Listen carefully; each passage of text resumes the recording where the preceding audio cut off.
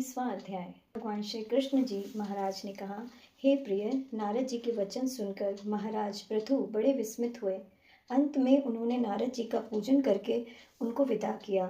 इसी कारण माघ, कार्तिक और एकादशी, यह 3 व्रत मुझे अत्यधिक प्रिय हैं।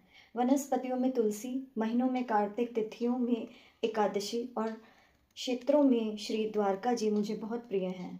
जो प्राणी जितेंद्रिय होकर इसका सेवन करता है, वह यज्ञ करने वाले प्राणियों से भी मुझे अधिक प्रिय होता है। जो प्राणी विधि विधान से इसकी सेवा करते हैं, उनके मेरे अनुग्रह से सभी पाप दूर हो जाते हैं। भगवान श्री कृष्ण चंद्र जी महाराज के वचन सुनकर सत्यभामा ने कहा, हे नाथ, आपने यह बात बड़ी आश्चर्यजनक कही है कि दूसरे के लिए पुण्य के फल से कलह की मुक्ति हो गई। यह प्रभावशाली कार्तिक मास आपको अत्यधिक प्रिय है कि जिसे पति द्रोह का पाप केवल स्नान के पुण्य से ही नष्ट हो गया।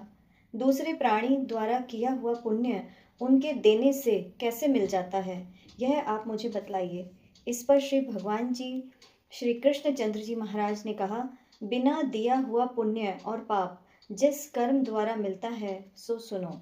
सतयुग में देश, ग्राम तथा कुलों का दिया पुण्य या पाप मिलता था, किंतु कलयुग में केवल कर्ता को ही पाप और पुण्य का फल भोगना पड़ता है। संसर्ग न करने पर भी यह व्यवस्था कही गई है, और संसर्ग से जैसे पाप व पुण्य दूसरों को मिलते हैं, उसकी व्यवस्था भी सुनो।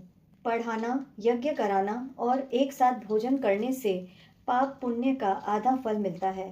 एक आसन पर बैठने तथा एक सवारी पर चढ़ने से, श्वास के आने जाने से पुण्य व पाप का चौथा भाग प्राणी मात्र को मिलता है। स्पर्श करने, भोजन करने से और दूसरे की स्तुति करने से पुण्य और पाप का 6वां भाग मिलता है।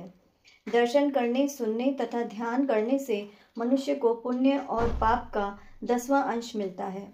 दूसरे की निंदा, चुगली और धिक्कार करने से उसका 100वां भाग मिलता है।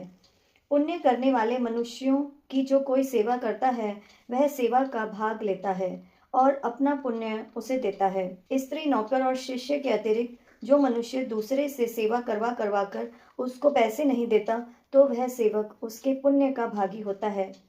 पंक्ति में बैठे हुए भोजन करने वालों की पत्तल जो व्यक्ति लांघता है, वह उसको जिसकी की पत्तल उसने लांघी है, अपने पुण्य का 6वां भाग देता है। स्नान तथा ध्यान आदि करते हुए मनुष्य से जो व्यक्ति बातचीत करता है या उसे स्पर्श करता है, वह अपने पुण्य का 6वां भाग उसे दे डालता है। जो मनुष्य धर्म के कार्य के लिए दूसरों से धन मांगता है, वह भी पुण्य का भागी होता है। ठीक उसी प्रकार जिस प्रकार की दान